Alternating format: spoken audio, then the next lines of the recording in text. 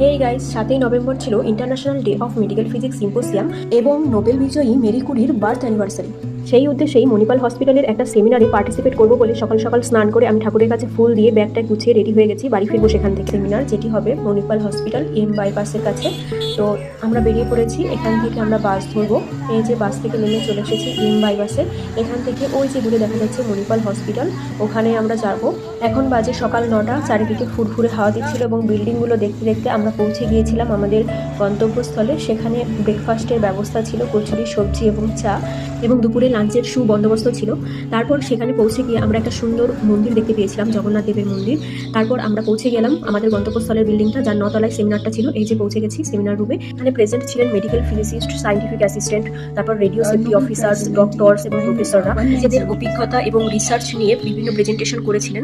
এই দিনটির গুরুত্ব নিয়ে অনেক বক্তব্য রেখেছিলেন। Thank you.